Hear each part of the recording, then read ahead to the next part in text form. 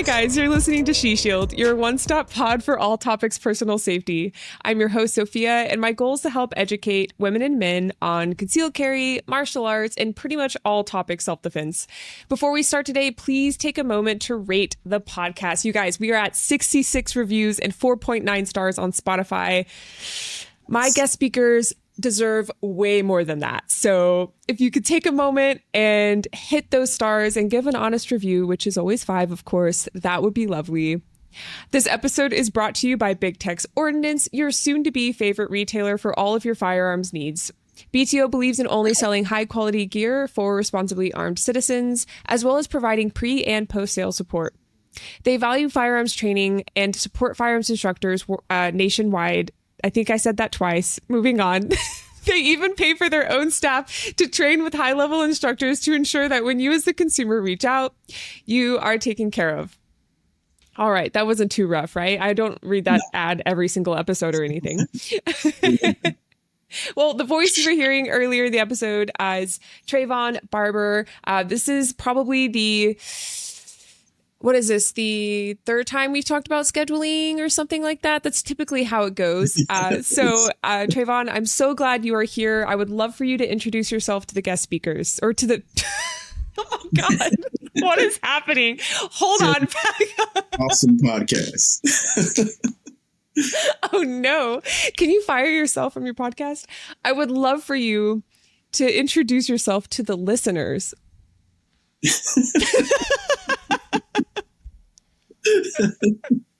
Oh my goodness! What's up, y'all? My name is Tre'Von Barber. I am Tre'Von Barber of Barber Training Solutions out of Rock Hill, South Carolina. There's going to be so much editing if you edit this out. It's going to be great. Oh no, we're keeping it. Brendon, we're keeping it. All right, I'm gonna do that again. I'm more professional than that. My name is Tre'Von Barber. I run a small training company out of Rock Hill, South Carolina called Barber Training Solutions, and I'm also the affiliate marketing director for Right to Bear. Wonderful. Go. That was great. That was so good. Solid. We're definitely keeping both though, because if we take life too seriously all the time, then we're not enjoying it. So supposed to take life seriously at all? Oh, I thought we were. It's not like you make it out to Staying Alive. That's a good point. Okay. Noted. I know. I do this to learn. So I love it. Well, thank you so much for coming on. I have so many things I want to talk about with you today. And to make this episode even more fun, we also have a lag. So we are going to be cutting each other off probably left and right, but it just is going to add to the spice of the episode. It's going to be good. All good. So I know you are a marketing director, and I want to hear all about Right to Bear because you told me a little bit about it before the episode started, and it sounds like an incredible opportunity for the listeners. And just to be clear, of course, this is not an officially sponsored episode. I just think it's a great opportunity to give, people who are gun owners good resources. And this sounds like an incredible one. But let's start with you. So how did you get into firearms? I love that question. It's always just so good. So exciting to see where people take it. So how'd you get started? Absolutely. So I got started just from being a boy. There's no guns in the house. We weren't like a gun family. They were all ex-military, except for my father. So my uncle was ex-military, my grandfather, all my other uncles, etc., all served in the military. So I was aware of guns, and we always we were a self-defense type of family. As one of those, you mess around, you're going to find out. So that was kind of the mindset. But in college, once I turned 21. I was just a guy. I liked, fast cars and tattoos, and got into the guns once I turned 21. So that was it. Just being a Southern boy and wanted to learn how to shoot. So taught myself in the woods at college. Wonderful. And when you say Southern, where did you grow up? Rock Hill, South Carolina. So about 30 minutes okay. from Charlotte, North Carolina. We're right on the border. Wonderful. I didn't know you're living where you also grew up. Okay. That's so exciting. Yeah. Absolutely. Nope, sorry. I know we got that lag. we do. No, go for it. Yeah, no, I was just going to say I just went to school, University of South Carolina, and basically just came right back. Good old Southern story. Yeah, absolutely. No, that's wonderful. I only drove into Lawrence, South Carolina, Okay. recently for the tactical games, and then it Yeah. was canceled promptly. And Lisa and I have a whole episode on that journey. So if you're listening and you want to check that episode out next, it's a wild ride. 'Cause something like the intro we had here, it's something like that. But it looked absolutely gorgeous. I remember being there and thinking I should come back when there's not a hurricane. So I Oh, don't know if that's close to where you're at, but so it's around 2.5 hours. You were going to, okay. where were you going? I know exactly where you're going, but it's completely out of my brain now. Where I was going to Lawrence, and then we were only like probably 60 miles from Charlotte, if that Yeah. helps at all. No, I was trying to remember the name of the facility. I can see it in my head, but I can't remember what it was called. Sawmill Training Complex. Yep. Awesome place. I'm very surprised I remembered that. But no, absolutely. It looks absolutely gorgeous. So you were interested in guns. So what did you witness in your household? Was it like hunting? You said there was defense involved, but was there also hunting and a variation of nothing like that? gun related at all. Never been hunting, or at the time I'd never been hunting. No like shotgun shooting, not even like plinking out in the countryside. Just there was like 2 family get-togethers where they took some shotguns and shot cans, but that was it. I was a Boy Scout my entire life, so I took like BB shooting and 22. I think we did 1 shotgun class in Boy Scouts, but that was it. On the defensive side, I grew up wrestling, so I started wrestling when I was 5 years old through sophomore year of college, and got a back injury, so couldn't compete anymore. And then like learned like MMA and boxing and all that stuff growing up. But so that's where like the defensive sort of mindset or side came into play. And then just once I turned 21, got heavy into wanting to learn to shoot just because I liked guns, but still had the competitive mindset coming from the wrestling background, but couldn't wrestle because of the back injury. And realized that there was a local USPSA club like 15 minutes away from where I was working at the time. And that got me hooked. Absolutely. Ooh, Yeah. I love that. So you were able to keep the competition spirit alive. Okay. Yeah. I love to hear a story where people come from a background of hand-to-hand grappling, something like that, and then they move into firearms. I feel like it really says something about your kind of awareness of your body and 3D space and what it's like to get uncomfortable and close with another person and how quickly things can go badly. And then you have that perspective to take into owning something like a firearm and carrying it defensively. So it's a perspective that I respect very much. So yeah, you mentioned USPSA. What has that journey been like for you? So that's probably been one of the biggest door openers for me that I didn't realize would be a door opener. So got into USPSA in 2017 or 2018, just as a hobby that I couldn't afford, but I figured it out. Like we all do, just figured out how to make it happen. And was quickly taken under the wing of 2 GMs, just local GM guys who saw me really want to do good. Sorry if you can hear that notification going off.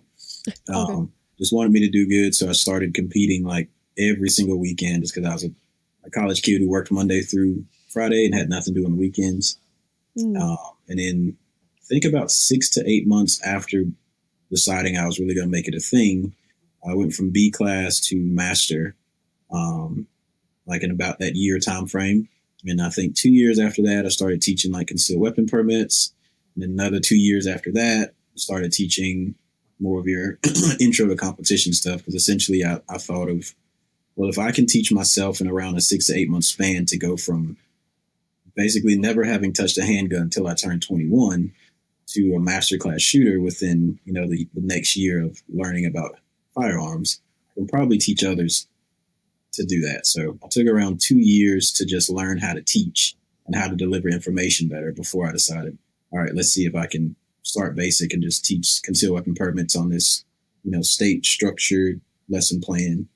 But yeah, USPSA has opened a lot of doors as I've gotten better as a shooter, as I've made more connections and taught more people. I traveled around the country teaching. So yeah, it's been amazing. I've loved the journey so far. This year is going to be the year of hitting Grandmaster and actually taking a little more time to reteach myself to get better. Absolutely. Yeah. Ooh, I love that. So there's a question I want to ask, but to understand your structure, your life structure a little bit more, how often do you teach? What does like a week look like for you as a marketing director, a teacher, and a competitor and a Yeah. dad? Oh my gosh. Yeah. So right now, my teaching has slowed down a lot because selfishly, I'm trying to put more time and effort into, like I said, kind of not reteaching, but training myself because I was my original teacher. Not to sound, I don't know, not to sound arrogant, but I feel like I have all the answers to get to that level of grandmaster. I just have to be able to put that effort and energy into doing it because it takes a lot of effort and energy to hit that level, but then to compete and stay at that level. So this year has been a year of just trying to put it back into myself. So as far as what I'm teaching, I'm basically rolling into teaching a lot of private lessons. That's around 3 days a week that I'll have a private client, whether it's the same repeat clients or a new. Over the past 2 years, I was teaching around 500 people a year, and that was probably hitting a different state a month. And then a CWP class once a month. So it was decently heavy with having a 9 to 5. So now it's a little more manageable. Absolutely. No, I appreciate you sharing that. It gives me a better look into what you are going through. And you know what? I don't know. I want to go back to something you said. You said something about, not wanting to be arrogant, but I think it's actually very honest of you to accept that you have what it takes. You have the knowledge. Mm-hmm. You know what you need to do to take the next step. So actually, it would probably be a waste of time to go and maybe take classes just to work on like one specific skill that maybe isn't your greatest weakness or something. Like it's actually, I think, a very noble thing that you're saying, okay, it's actually all up to me now. Like I just need to take that time. So That's a perspective I feel like I've heard a lot recently. Almost like there's this pressure to go and take another class with that flashy instructor, that like that person that everyone's been telling you to go take a class with, when really, if you're aware of some of your weaknesses and you have enough of a skill base and you have taken enough classes where, you've been given some tools to work with, but you haven't had the time to work with them, probably a better financial investment to maybe just buy more ammo and get that range membership and go and do that. So I don't know. I like that you said that because I think it brings light to something like that. So how do you think you'll structure your training with the knowledge you have to make the difference between master and grandmaster? Good question. Just dedication. So I'm a quasi structured person. So I'll structure something if I know for a fact it has to be done by a certain deadline. So I may try to set a deadline for myself and say, I'm going to hit it by this. However, life tends to life and stuff comes up to where, I've got a daughter. I'm a husband. I'm trying to essentially build a brand inside of a brand. So I think the best way that I'm going to have to make it happen is get up early and go to sleep a little bit later. So doing a dry fire session in the morning, a dry fire session in the evening. What I've also been doing is getting to the range an hour before my clients, setting up what I want them to go over, and then I'll just run it ahead of time, and then they'll get out there and they'll do their thing. So it's less flashy than what the vast majority of people will probably think it should be, and it's more so just get out of your feelings, get out of your way, and just do it. So I tell most of my students or people in the past, but just like you said, you have the information, you have the knowledge now. Now it's up to you to practice it, to hone it, to whittle away at all the unnecessary stuff and only keep the absolute knowledge or information that you truly need to be very focused and very driven. So I think that's going to be the goal. I'm going to start, what's the day? Thursday? Yeah, I'm starting on Monday. Ooh, how exciting. This weekend I have a match that I'm putting on. We run a local match, so all my efforts for now. But starting on Monday, of course, we're going to hit it hard because we also have the South Carolina State Championship in like 3 weeks. Ooh, wow. Okay. Yeah. How are you feeling about that right now? Do those 3 weeks feel like something that will make you feel, is that enough time to make make yourself feel better 3 weeks from now? Or is it kind of like you're at where you're at and you're going to do your best? So another place where I don't want to sound arrogant, but I already have and this has been told to me from my buddies who are pretty much all grandmasters as well. Mm-hmm. Pardon me, coffee. All good. I have the skill set of the grandmaster shooters, right? So have the ability so I can press the trigger the same way, I can aim the same way, I can move the same way. Now comes the fact of being able to execute that each and every time that little buzzer goes off. So that's the consistency portion that I need to hone in, and that's a mental game thing.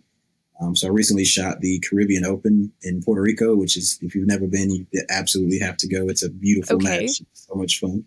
Sounds fun. It is. Caribbean Open. Okay. Oh yeah, in Puerto Rico. It'll be every year in February, so make sure you put it on your calendars. Okay. But there, I kind of had this aha moment, or just clicked. One of my coaches, Sean Griffith, give him a shout out. He runs a training camp out of Georgia. He's a very high level GM, performs every single time he touches a gun. He aggravates me with how consistently good he is. What a good problem to have. Oh yeah, but he's an amazing instructor. He actually works at FLETC, the Federal Law Enforcement Training Center down in Georgia.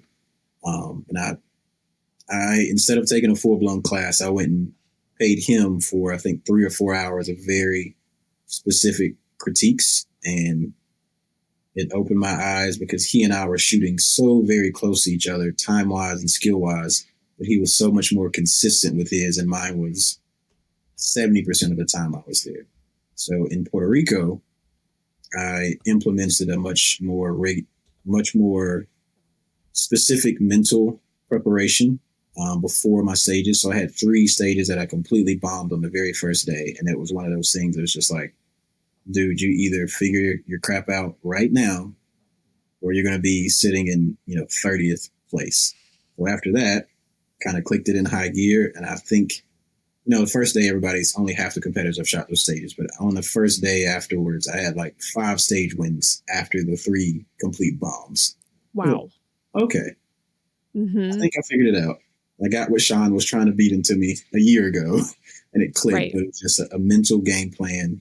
So that's actually what I'm going to focus on more in my practice versus just pressing the trigger, of putting so much more emphasis into what I'm actually doing mentally prior to, quote unquote, the bang. Okay. I'd love to know, I'd like to shift a little bit, pivot. Yeah. I want to come back to this, but looking back as someone who had such a drastic change in your performance in a short period of time, what would you tell yourself now when you were just beginning USPSA with the knowledge you have? Focus on all of the small details that make the shooting happen. So instead of looking at it from I want to place here, or I want to do this well, how does that process work? So from the very beginning, so like in your visualization before the buzzer goes off, figuring out what the trigger is going to feel like for every single target on the stage. What is your dot or your sight's going to look like on each given target? So we've got a 5-yard open target. I can be a little looser with my sights, but I still need to know exactly what my sights are going to look like for that target. How does the tension in my hands feel? How low am I going to be in this position? How do I get out of this position? So every single little detail, don't skip over it because it's something that you practice so much it comes naturally.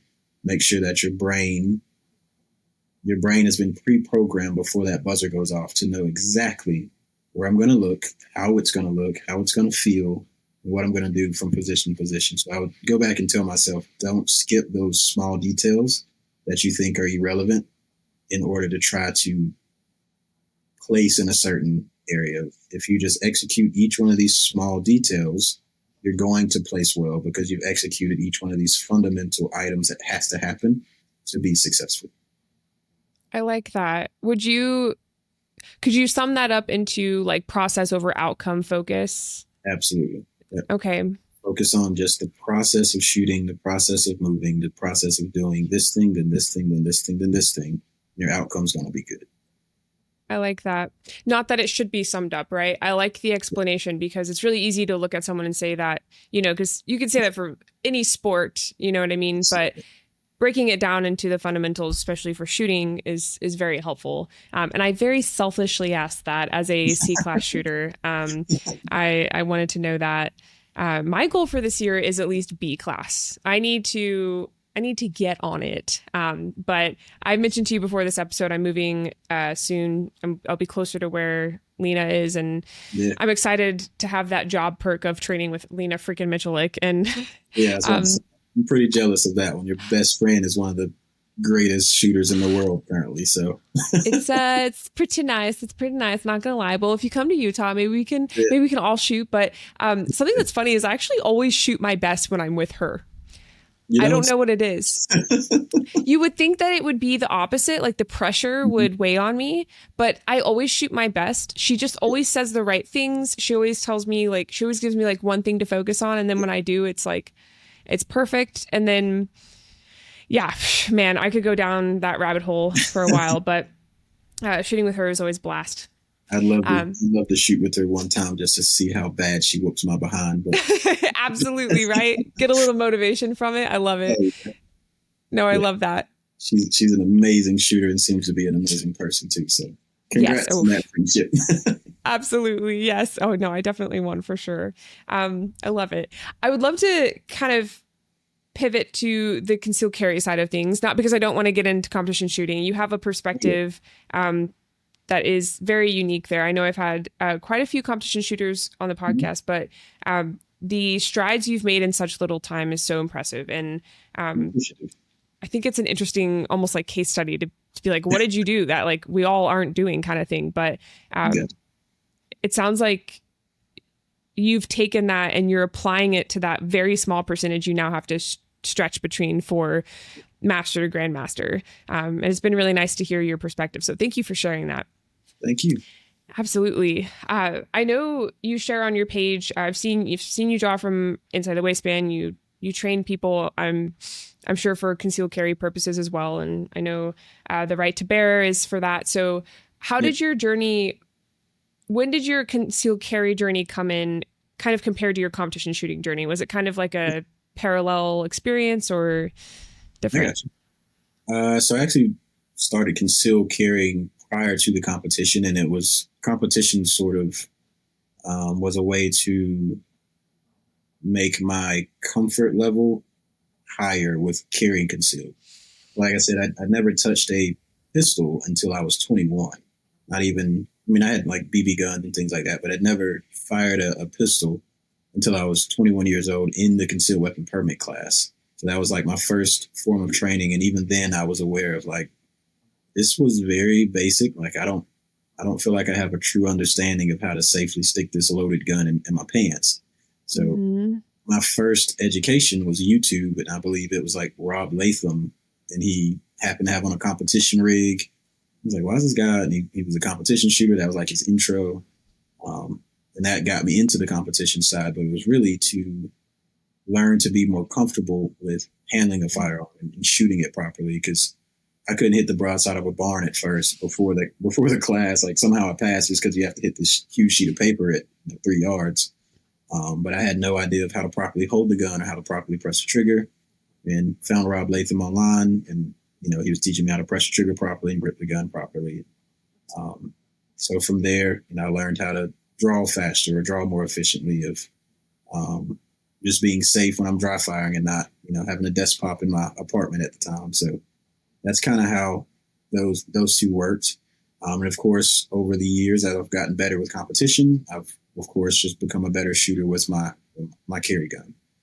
And now I try to make it a goal that every time I go to the range, I don't only shoot my competition gun, but I at least try to fire a mag from concealment with my carry gun, so that if I do have that unfortunate incident of having to use my gun in self-defense, it's not well, crap, I haven't fired this little teeny gun in 3 years, and I'm hitting the grandma instead of the bad guy. That's a way to put it. Yeah, absolutely. Yeah. I mean, that's a visual. Yes. Well, No, that's very true. Yeah. Chips instead of bad guy. Absolutely. I've thought of that before. When I think of a defensive situation, I think of someone that is already closed in the 0 to 5 foot range. I think about that, like, where it's almost like a fight to access my firearm and shoot off a couple rounds, if that's even appropriate for the distance, But I mean, there is that possibility that you do have a little bit of accuracy in there and you don't want to shoot the wrong person. And is your ammo even graded to like stop in the bad person and not go through and hit, someone in the back? So no, that's a good way to put it. Absolutely. It's very truthful. Oh my gosh, no, it's great. Yeah. Okay. So you like to dump at least a mag. Okay. Very cool. When it comes to the way you maintain concealed carry practice on top of competitive shooting, are there any other elements when it comes to like your dry fire routine at home? I know you use Dry Fire King, right? That's something I feel like I see on your page a lot. Is there anything you do there to maintain concealed carry as well? Are you searching for a brand you can trust when it comes to shooting and gun care products? Look no further than Birchwood Casey. Since 1948, serious shooters, avid collectors, and professional gunsmiths have relied on Birchwood Casey. They've been in the game for over 70 years, providing us with products that have stood the test of time. From their legendary True Oil gunstock finish to the dependable Perma Blue, Birchwood Casey's commitment to quality is unmatched. Birchwood Casey has also revolutionized the way we train and improve our shooting skills with their innovative Shoot and See targets. These targets let you see your shots instantly, making it easier than ever to track your progress and become a better marksman. Head over to birchwoodcasey.com today and discover the products that have earned the trust of shooters worldwide. And use code SheShield20 to save 20% on your order and to support the podcast. Again, that's SheShield20, SHESHIELD 20 at checkout. Happy shooting. So typically, if I have enough time and if I can, especially if I'm going out with the family, I will get reps in with my carry gun. So if I'm carrying appendix that day, I try to do as many dry fire reps before I walk out the door. I would hate to, right now it's a little chilly in South Carolina, so I'd hate to have on a jacket or a hoodie or something. And like I said, that crazy incident pops up where I need to draw my gun. It's my first time of the day getting my hands on the gun or even moving that jacket or the hoodie out of the way, and it doesn't behave as it should. So certain clothing materials fall down too fast or they don't get out of the way. I know it's a very small detail to focus on, but it's one of the things that I learned. Like if I'm wearing a flannel shirt, that thing sometimes gets caught all up in the gun if you really don't get a good purchase on it and keep it out of the way as you're drawing the gun. So I try to do that before I leave the house, just get a few dry reps in before I put my gun on.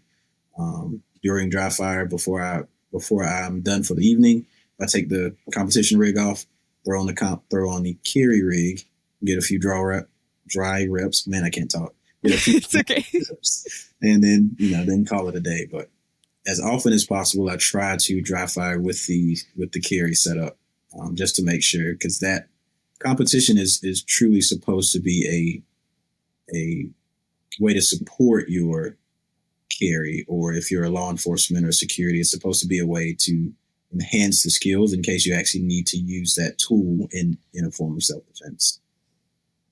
Absolutely. I like that. So what I'm hearing is the actual accuracy, the building the grip, the recoil management, all of that is helped by your competition shooting. But What you do to supplement your concealment is whatever you're wearing that day, you make sure that you're able to access that firearm out of your, under your concealed carry garments and whatever else is in your environment that would affect it. Absolutely. Is that kind of what you're saying? Oh, I really like that. I don't think I've ever heard someone say it so just like, well, yeah. That's a perfect balance to strike. I like that. I feel like this industry gets so caught up in like, competition shooting is not, it's not realistic. And it's like, dude, nobody said it is. Like, we're just talking about the hard skills you can gain from training that. So supplement whatever you're doing in real life with your gun. So if the vast majority of us are just civilians, so it's to supplement your your comfort level with carrying that gun, your skill and ability with carrying the gun. We're all aware that these static targets and this see-through wall is not conducive to what your house might look like, or going to Target, or, Right. Anybody Yes. has that mindset, you're probably just not our kind of logical person to have that conversation with anyway. Absolutely. I'm out. Right. Absolutely. Yes. Yeah. The extreme views are always a good red flag. Yeah. Oh man, I really like this answer. I'm going to get to refer people to this episode now for this balance. That's so exciting. Okay. Well, furthermore, when it comes to concealed carry, I asked you before the show if you were okay kind of talking about the fact that you're a father and husband. Yeah. So I would love to know how you've kind of had to shift your ownership of a firearm, first of all. So like having guns in the home, as well as how it's shifted now that you have a dependent when you're out in public. And like, what do you do if you are maybe someone who's drawing gunfire? Like, what have you talked about with your daughter? Just all of that. I would love to know just how you deal with it. So Grayson is my daughter. She's 5 years old now. So she's very much into the figuring out life sort of stage, and will touch and grab everything. So I have, since she was 3, I've gotten her acclimated to going to the gun range. Of course, she's got ear and eye protection, or she'll just sit in the car and watch her Bluey or whatever on the phone. But getting her acclimated to dad shooting, and acclimated to understanding what a gun is, what a gun does, and that it's not a toy. So if daddy didn't tell you, come over here and help daddy shoot, or, whatever around guns, that's not for you to touch. And she's pretty good, but she's still 5. So all guns in the house, like this room is the office. It's got a biometric lock on the door.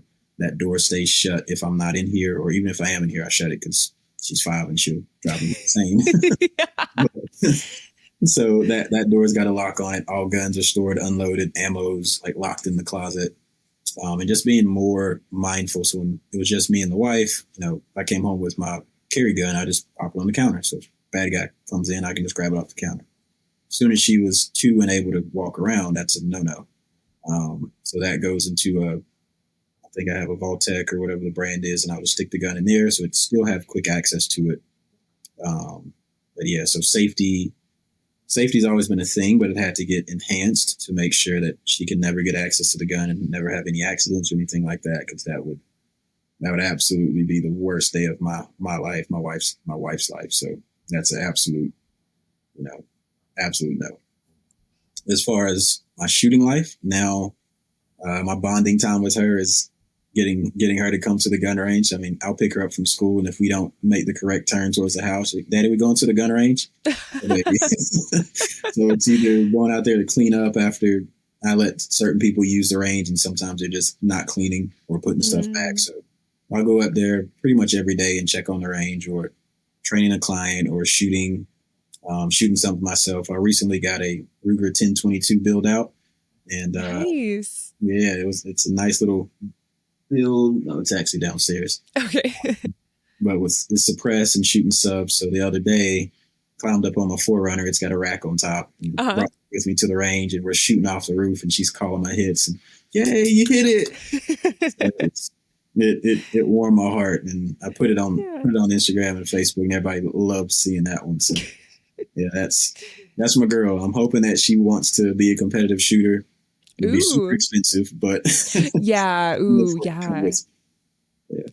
Yeah. Very, very different from like volleyball. Yeah. You got your like tennis shoes, knee pads, spandex, and a jersey. And then I think you're set for basically like her lifetime, unless her shoe size changes, which it might. So, it would be very expensive. I'm curious, how would you gauge, as someone who doesn't have kids, this is just like me being naive. How would you gauge her interest in competitive shooting? Do you think you'd like take her to a competition and be like, did you have fun? Or how would you weigh that? Yeah, it would probably be similar to what I think I'm going to do with her as far as any other sport. So right now she's flipping all over the house, but I think that's just a kid thing. But I'm going to I'm going to let her go to gymnastics and see if does this stick, or hey, let's put a tennis racket in your hand. Let's try soccer. Let's try jiu-jitsu and MMA. That now shooting and jiu-jitsu, MMA/boxing is going to be a non-negotiable. Not, you don't have to compete, but you're going to have to know how to shoot. And you're going to have to learn how to defend yourself. That's a non-negotiable. So at least once a week, you're going to go fight somebody, and once a week you're going to go shoot. Everything else that you want to do is perfectly fine, but daddy's going to feel like he failed you if you don't know how to shoot and you don't know how to fight. Now, of course, she's also going to learn how to fish and to hunt and stuff like that. But yeah, those two are going to be non-negotiables. But yeah, we're just going to try to test the waters and see what sticks. And hopefully this sticks, since daddy's doing it all over the place. Again, I love that. But it'll be a worthwhile expense. Oh, absolutely. I actually got my black belt with my dad from the age of 13 to 18. That was kind of how we bonded. Black belt in what? It's called Musulwan. It's a Korean traditional style martial arts. It's a brother martial arts of Kuksulwan. In fact, two grandmaster brothers split off, and Musulwan was created out of Kuksulwan. I believe that brother, Byung Lee, I'm probably butchering that.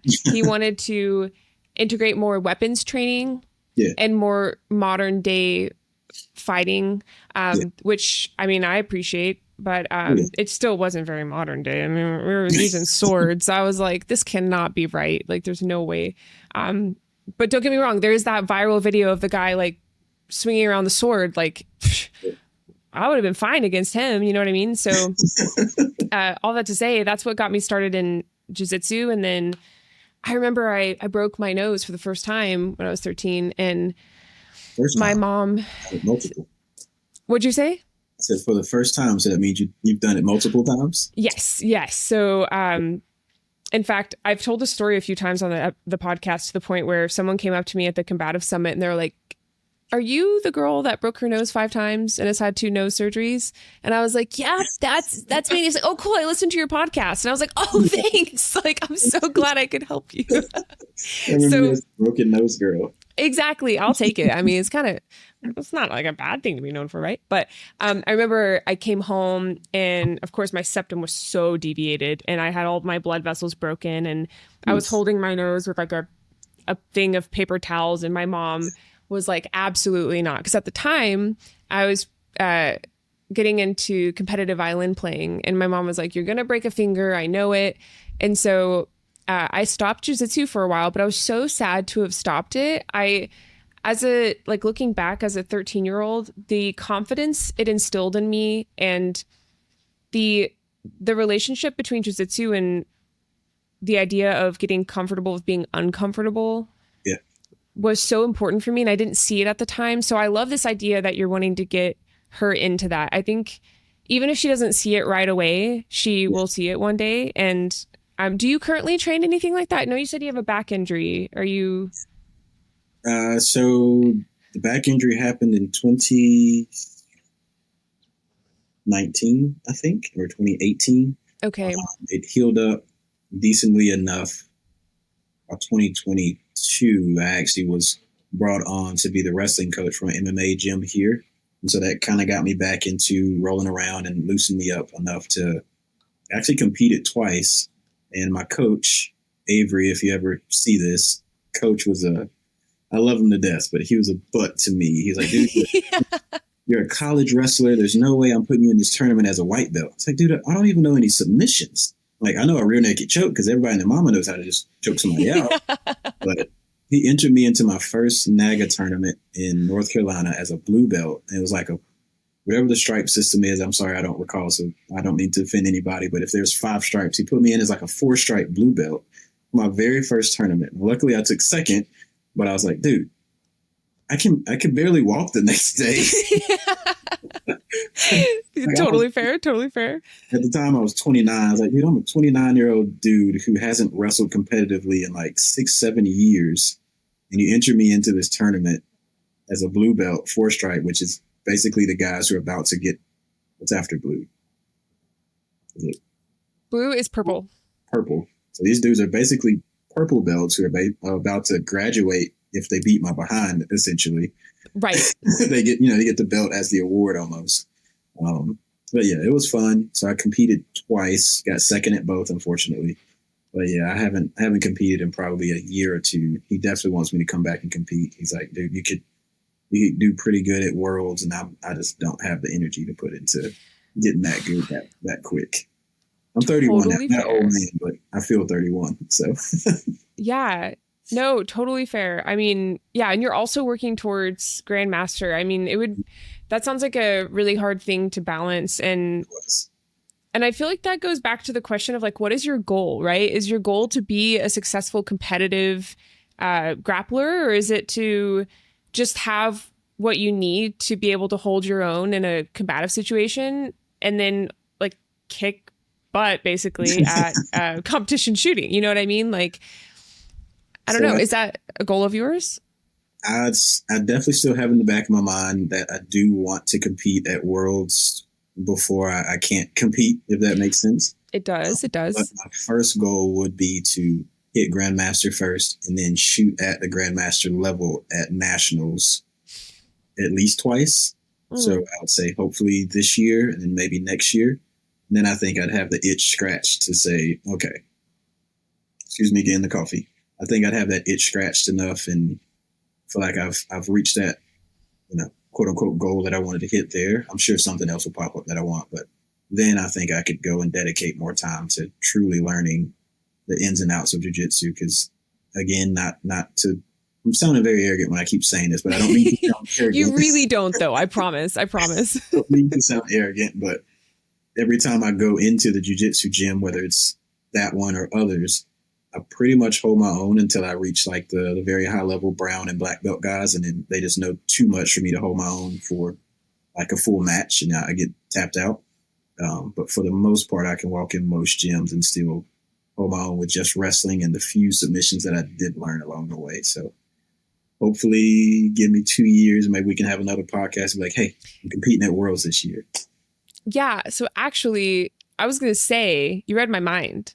Uh-oh. I'd love to have a uh, like journey to Grandmaster episode. And then we can like replay clips from this episode and be like, and talk about like what your goal is then and kind of how your goal shifted. And maybe it'll work out to when I see you in person. Yeah, I, it happened. right. I was telling Tre'Von, I've been going down in North Carolina a bit to hang out with the classic firearms guys. So apparently that's not too far from you. Yeah, I just saw them I saw them Monday actually. They were filming at my range. Nice. Okay. Very cool. Yeah. I love that. Yeah. That would be cool if we made that. I could even tell Ryan, like, I could be like, hey, man, I really want to meet him. If we could just plan to be on his range and all work together, that would be so much fun. Okay. Oh, yeah. They're so easy to work with. It's ridiculous. I like those guys a lot. I like them too. And I appreciate the way they work with myself as a female. I know that that's like kind of I don't know, it's kind of like a dumb moment. Like, yeah, I mean, of course that's going to be a dynamic, but it's like, I understand what you mean. That's not an industry standard. You know what I mean? Yeah. They're super You're professional. the perfect person to insert into classic firearms. Thank you so much. I appreciate you saying that. I'm not going to send this episode to Ryan at all and be like, listen to Mark, like what, 45 or something? Well, if you do, I think Ryan would be making a bad decision if they didn't bring you on to classic firearms. Oh, okay. You hear that, Ryan? I'm just kidding. I Off, Ryan. That's awesome. No, I hope it works out. Yeah, I really do. But yes, okay, back to you. So I feel like this is the perfect time to talk about what you do in marketing. We talked about Right to Bear a little bit before.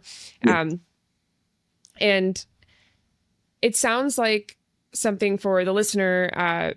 If you're someone who either doesn't have concealed carry insurance or you are not even sure what to ask about such a thing, this is a great time if you've been kind of, focused on the road right now while you're driving to kind of tune in and hear this, because there are some things that he mentioned before we started the episode that I had not even considered about it's not an insurance brand. I accidentally called it that, but more of an association. So, I'm going to let you do your job and tell me about Right to Bear. I'm going to stop talking now. No, you're good. That was the worst lead up in the world. Please tell me about Right to Bear. Perfectly fine. So my 9 to 5 day job is actually at Right to Bear. Right to Bear is essentially of course, we're going to say it's the best legal defense for any form of self-defense out there. So when we say any form, some of our competitors, they will cover you legally. So any legal charges you might have, they'll cover you legally for using a firearm in self-defense, where our main difference is we will cover all acts of self-defense. So you run somebody over with your car in self-defense because they were trying to carjack you or, steal a young lady or maybe a young man, and you run them over with the car Right to Bear, we're going to cover you. If your significant other attacks you in your apartment with a knife and you hit them over the head with a bag of avocados and you get charged with a crime, we're going to cover you. I only bring that up because that's a real case that we had. Oh my gosh, really? Yeah, so it was a domestic dispute. Actually, the young lady attacked the young man with a knife, cornered him in the kitchen. The only thing that he had at his disposal was apparently a bag of unripened avocados, and he clocked her over the head with him. Good. He actually called 911, and they arrested him for assault and battery and charged him. So when all the facts came out, apparently she had a substance abuse issue. Maybe was on that substance at the time, and just took him under knife, I guess, and he defended himself. So we defended him, got him out of jail, and took care of that for him. But yeah, so it's all acts of self-defense. So if you're not a gun guy or girl, but you believe in defending yourself as all people should, we will cover anything that you might get charged with. Because unfortunately, a lot of people aren't aware that if you use self-defense, or especially if a firearm comes into play, a lot of people get charged with assault and battery or attempted murder or whatever the case may be, whatever the charge is. Or Right to Bear is going to essentially be there to cover you, get you out of jail, provide you a lawyer. If your gun is taken during the investigation, we'll provide you a new gun. And if your gun is given back, you keep both. Our other biggest differences is our price. We pride ourselves on being the most cost effective in the industry, and it truly wasn't to undercut any other players or by design, but because we focused on the pure essentials of coverage, we were able to trim those costs and give them back to our members. What else? I'm trying to go over our differences because I know there's many other players. No recoupment clause. So if I go to court and Right to Bear's covering me, they provide my lawyer, but for whatever reason we lose the case. Our contract says never, ever is there a recoupment clause. So all the attorney fees and expenses that were brought in, I'm not on the hook for that. Whereas a lot of our competitors have it written into their contract that you could be required to repay all those legal expenses, which I know I don't have an easy $100,000 in lawyer fees and expert witnesses and all that stuff to pay out. So that's kind of who we are, what we do. And that's what we stand for is, if you call Right to Bear, we're going to be there to take care of our people. I love that. And how did you come across Right to Bear? So I actually met Frank. He's the owner and president of Right to Bear. He's co-owner with Perry. Going to SHOT Show last year, our flights got sent up to Chicago. He's in Columbia, South Carolina. I'm in Rock Hill. I flew out of Charlotte. But our flights got routed to Chicago and then canceled. And the only thing they had was to get to Phoenix. So we said, what's the closest place we can get to Las Vegas? They said Phoenix. I met him. I was like, hey, dude, you're going to Phoenix too? We want to rent a car together? Had no idea who the guy was. We rented a car. Whoa. Apparently he's like a world-class singer. He's been on Broadway and all other kind of stuff too. Oh my goodness. Yeah, Frank's amazing. But yeah. Did he sing for you? What's that? Did he sing for you in the car? Yeah, absolutely did. It was a 5 No hour. way. We had a lot of laughs and singing. I'm not a singer at all. That's so cool. Oh my goodness. Yeah, so he's an amazing singer, but sang, and we just kind of rode to Vegas, and he asked me hey, what do you do? What's your day job? I told him at the time I was teaching and then was in the construction business actually. Just got to talking, and about a month after SHOT Show called me and said, hey, come down to Columbia, let's chat.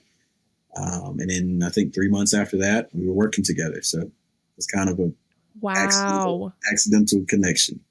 Yeah, it sounds like it's good that plane got Yeah, yeah, Delayed/canceled. Okay, so what were you doing at SHOT Show? Working in construction and doing competition yeah, shooting on the side, or yeah. So that was okay? I was teaching very heavily last year and years before, like traveling around the country.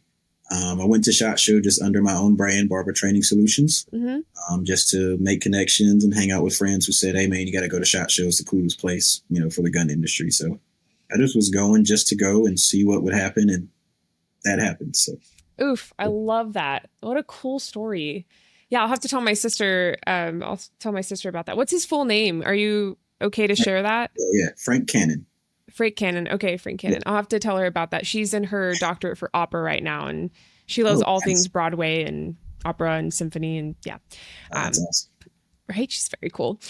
Okay, so for those listening that are curious about uh, right to bear, say they already have a policy like USCCA or CCW Safe, some of the major players there. Um, and they don't know what questions to ask when it comes to like, ooh, like I don't really know my policy very well. Like, what Yeah, should I even be asking about my policy? Or maybe this is someone listening that doesn't have anything to yeah. protect them. What would you say the most important questions to ask are? Ooh, that's a good one. That's a new one.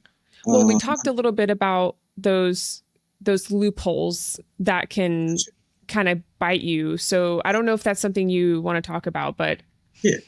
yeah, So I'm not the most read up on everybody's policies, but sure. some of the ones who've been looped under like insurance, depending on what state you're in and the black and white. Right to Bear went the association route because lots of self defense incidents are in the gray.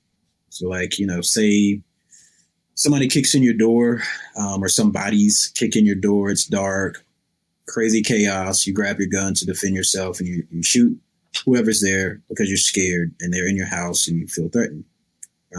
Maybe lights come on or whatever the case is, and somebody is shot in the back.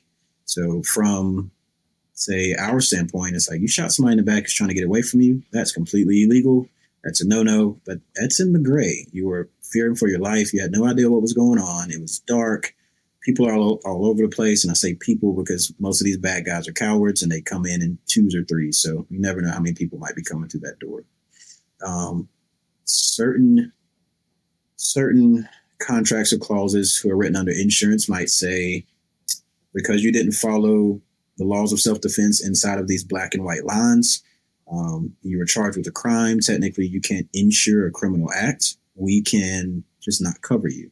We're just going to drop that client. Whereas right to bear, you defended yourself inside your home. You were fearful. It was a gray situation, but we're going to defend you in court. We're not going to drop you. That's why you trusted us to be your coverage carrier, and we're going to do our job. So if you have any sort of self-defense incident, you're scared, it was a gray sort of maybe sort of situation, right to bear is going to cover you. Whereas some of our competitors, this is just kind of out there now, have kind of gotten beaten up a bit for dropping their clients in cases that looked a little gray, if that makes sense, not just black and white. So I'd say look at your contracts, see if there's a recoupment clause, see if there's any stipulations on coverage. If this happens, then this. Yeah, I think that would be the main two. Is definitely check the contracts. Definitely, or call your carrier and say, hey, if this happens, am I covered? We are going to flat out just tell you, yes, you're going to be covered. If there's any kind of maybe or well, it might be time to look elsewhere or double up on coverage. We're happy to be a coverage carrier for others who already have another policy. Absolutely. And that was actually what I was going to ask you next. Like maybe someone's listening and they find that there's a loophole they're not comfortable with, and but they're committed maybe to like an annual, or they're not ready to leave that policy. Is there any downside to doubling up? I'm sure somebody could try to find a downside, but I don't see one. Whether you have USCCA, CCW Safe, US Law Shield, whomever, you also have right to bear. If you call us and say, hey, this incident happens, I need your help, we're going to say, okay, we've got your back. Whether you need our lawyers to help you out. If you have your own, we're happy to do that. However, that's another question we get all the time is, hey, I have your coverage, but are you going to pay for the lawyer that I want? Yes, we will. However, we've kind of done all the hard work for you and found lawyers in all 50 states that are 2A specific lawyers and who are specialists in self-defense cases. So yeah, you're more than welcome to use whoever you like, but we've kind of done the homework for you to try to help out in that situation. Ooh, I like that. Very cool. Well, you've got me convinced. I'm definitely, I like to do my own reading, of course, but I will absolutely link you all in the show notes. And for those that are listening and interested, is the best way for them to go about getting in touch with you all your website, or is there anything They can else? go to protectwithbear.com. Okay. They can shoot me a direct email, Tre'Von.barber@protectwithbear.com, and Tre'Von's Trevon.barber, BARBER. They can shoot us a DM on Instagram. We're on Facebook. Where else? Yeah. Okay. No, that's wonderful. Well, thank you for taking the time to explain that, because I'm not going to lie to you. I've seen it a little bit on your page, but I wasn't super familiar with it before. So I'm excited that we got to talk about it. And hopefully I get to meet more of you guys when I travel out there. It's always... Say it again. Said our team would love to have you down in Columbia. Come grab some lunch or something. Ooh, yes. We might make happen. Absolutely. Absolutely. And I want to connect you to Eliza, because that would just be such a cool connection. But yeah. Okay. So I'd love to know, the only other thing I wrote down is, what's the story behind the logo? Because I love bees personally. So your logo, sorry, let me clarify. Yes. Yeah. So Barber Training Solutions. For those of you that haven't seen it, it's basically a honeybee, right? I don't know if it's kind of blown out here. Oh, maybe. Nice. Okay, it's on your hat. I like it. For those listening, he is showing his hat right now. Sorry, y'all. Yeah, I forgot we've got listeners. But the story on the bee is, it started out when I was a teenager working with my grandfather. We used to build decks and like woodworking stuff for people around town. Well, we moved this piece of wood one time, and like I got stung, I think it was something like 16 or 17 times, and he was stung over 20 plus times. That sounds weird. Wait for it, it's coming. So when I got into the firearms instruction world, I was trying to look for a logo that was black and gold. I love a black and gold theme, as is most of the guns on the wall, as you see black and gold.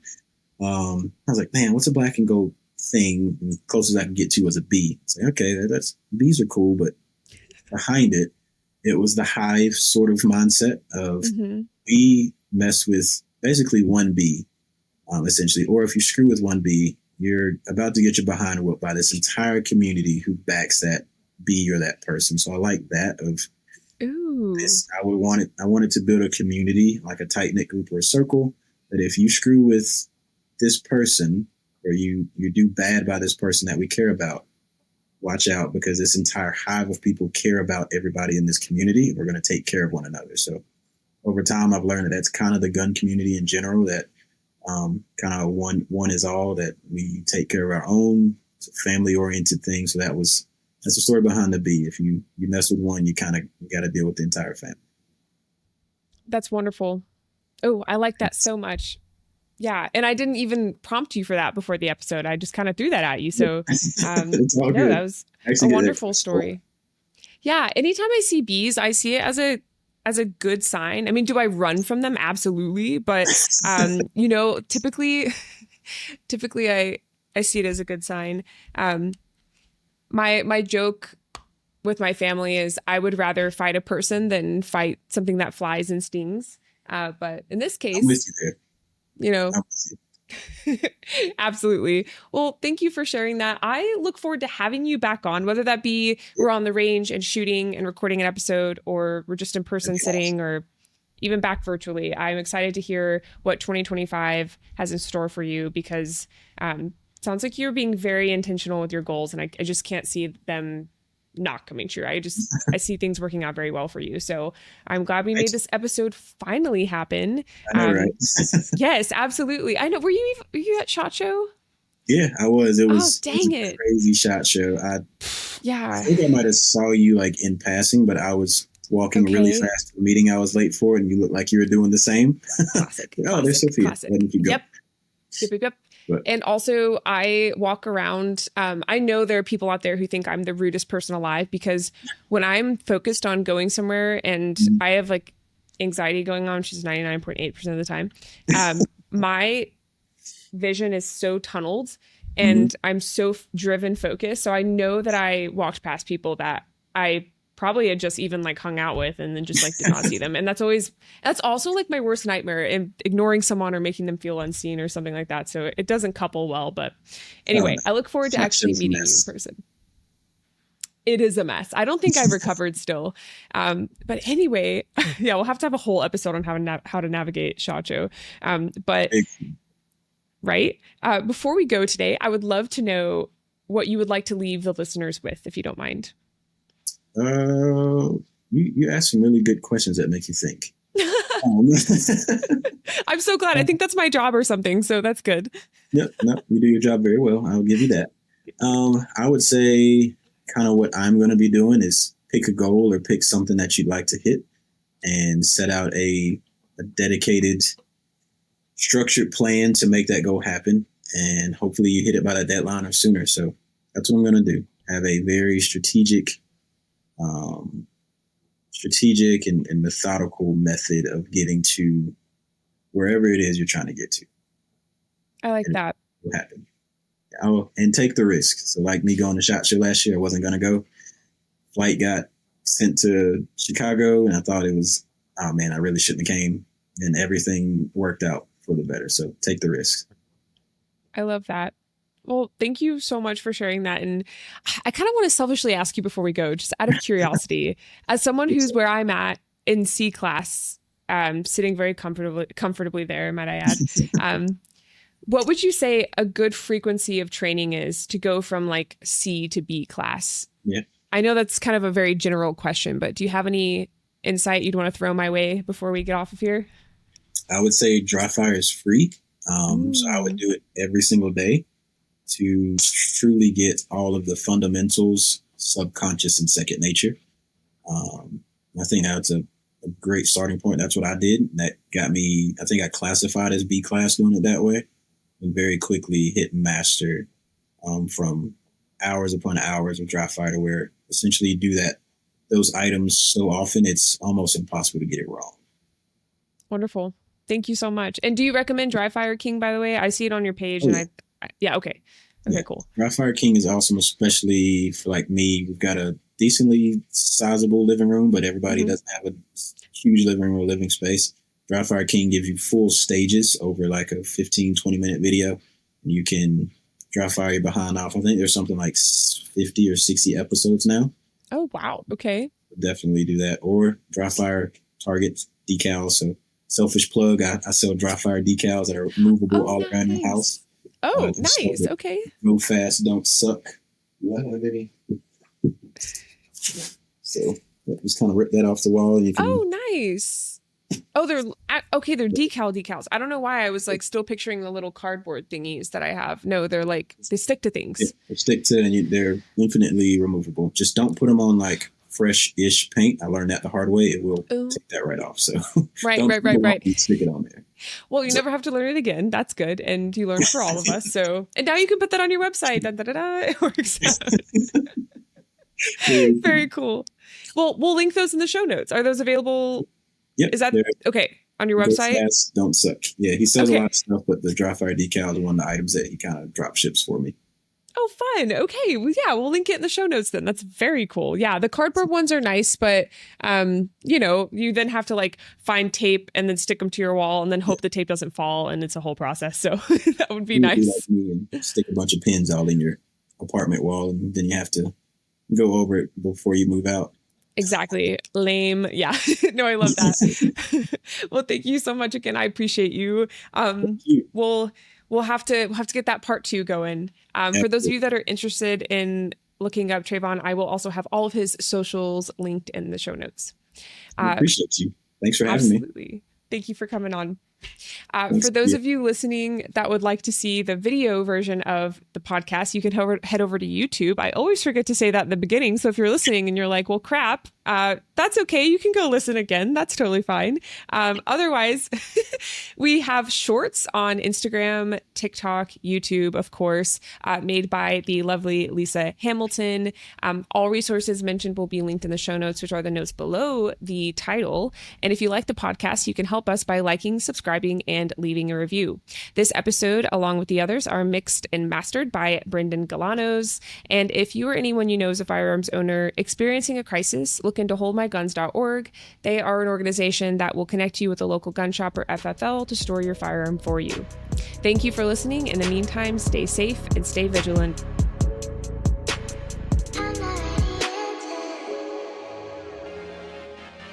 Attention all knife enthusiasts. Today's episode is sponsored by the one and only Cold Steel Knives. For over 3 decades, Cold Steel has been leading the way in the knife industry, dedicated to creating the world's strongest and sharpest blades. They've pioneered countless innovations that have become industry hallmarks of quality and sophistication. From their revolutionary checked Kraton handles to the iconic Tonto point blade systems, Cold Steel's progressive accomplishments have set new standards in the field. Their trademark triad locking mechanism remains unrivaled by any of their competitors, proving its unbeatable performance time and time again. Their impressive lineup goes beyond just knives. They offer swords, tomahawks, machetes, cutlery, and a wide range of tools for everyday carry. Trusted by military, law enforcement, emergency services, self-defense professionals, and martial arts practitioners, Cold Steel is renowned for quality, strength, reliability, and dependability. Where strength, safety, and performance come together for over 3 decades and counting. Use code SHESHIELD20, that's SHESHIELD